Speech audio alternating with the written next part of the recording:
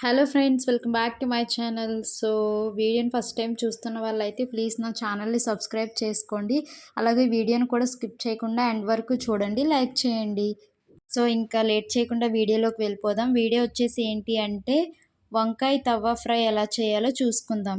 So brinjal తవ్వ fry అనంగానే మనకి గుర్తొచ్చేవి పెద్ద పెద్ద మసాలాలు, కార్న్‌ఫ్లోర్‌లు అవన్నీ స్పైసెస్ ఏమీ కాకుండా జస్ట్ సింపుల్‌గా ఇంట్లో ఉండే ఇంగ్రీడియెంట్స్‌తో ఎలా చేయాలో చూసేసుకుందాం. ముందుగా అయితే బ్రింజల్స్‌ని నీట్‌గా వాష్ చేసుకొని ఇలా రౌండ్ షేప్‌లో కట్ చేసుకొని మంచిగా వాటర్ ఆరిపోయే వరకు చూసుకొని నేనైతే ఇక్కడ ఒక బాక్స్‌లో వేసేసి దానిలో పసుపు వేశాను ఫస్టు. పసుపు, కారం, ఉప్పు, అలాగే ధనియా పౌడర్, అల్లం వెల్లుల్లి పేస్ట్ అయితే వేసుకొని బాగా మిక్స్ చేసుకోవాలి. నార్మల్‌గా అంత హెవీగా కార్న్‌ఫ్లోర్స్, స్పైసెస్, నువ్వుల పొడి అని ఏవేవో చెప్తారు. బట్ అవన్నీ ఏమీ కాకుండా జస్ట్ ఇంట్లో ఉండే ఇంగ్రీడియెంట్స్‌తో ఎలా ప్రిపేర్ చేసుకోవాలో నేనిక్కడ చూపిస్తున్నాను. ఇప్పుడు ప్రాసెస్ అయితే చూసారు కదా! మనం చికెన్‌ని నార్మల్‌గా ఇంట్లో ఎలా మ్యాగ్నేట్ చేసుకుంటామో అలాగే దీన్ని కూడా మ్యాగ్నేట్ చేసేసుకోవడమే. ఇంకా అల్లం వెల్లుల్లి పేస్ట్ అయిపోయాక నేనిక్కడ బాగా చక్కగా కడిగి పెట్టుకున్న కరివేపాకు, పుదీనా లేదని చెప్పేసి కొత్తిమీర ఇంక వేసేసాను. దానిలోనే నేను కొంచెం ఆయిల్ అయితే వేసుకున్నాను. ఎందుకు అంటే ఈ మసాలాలన్నీ దానికి బాగా పట్టాలని చెప్పేసి. పొడి పొడిగా ఉండకుండా ఇలా గ్రేవీ టైప్‌లో ఉంటే ఫ్రై బాగా వస్తుంది. పొడి అయితే ఓన్లీ అది మాత్రమే ఫ్రై అవుతుంది. లోపల వంకాయ అంతా పచ్చి పచ్చిగా ఉండిపోతుందని చెప్పేసి.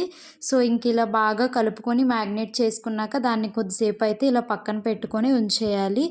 ఇప్పుడు ఫ్రై కోసం అయితే స్టవ్ ఆన్ చేసుకొని కడాయి పెట్టుకోవాలి. నేనిప్పుడే చెప్తున్నా ఏంటి అంటే పెద్ద గిన్నెలేమీ పెట్టొద్దు. ఎందుకు అంటే పెద్ద గిన్నె అయితే ఆయిల్ కూడా ఎక్కువ వేయాల్సొచ్చిద్ది. అప్పుడు అది వంకాయ ఆయిల్‌నంతా బాగా పీల్చేసుకుంటది. అది మళ్ళీ అన్‌హెల్తీ అనమాట.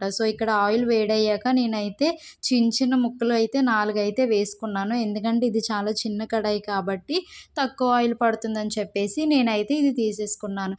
ఇలా వంకాయ ముక్కలు వేసేసి అటు ఇటు తిప్పి దోరగా మంచిగా ఫ్రై చేసుకోవాలి. అలాగే నార్మల్‌గా వంకాయ కర్రీ అంటే ఇష్టం లేని వాళ్ళు కూడా ఇది అన్నంలో చాలా ఈజీగా, టేస్టీగా, ఇష్టంగా తింటారనైతే నేనైతే చెప్తాను. ఇంట్లో మీరు కూడా ట్రై చేయండి.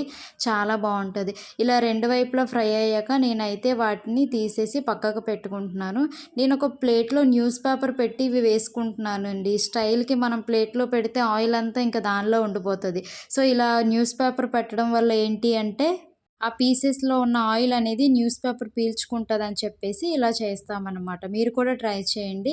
ఇంకా మిగిలి ఉన్న వంకాయ ముక్కలను కూడా నెక్స్ట్ టైమ్ ఫ్రైకైతే వేసేసాను.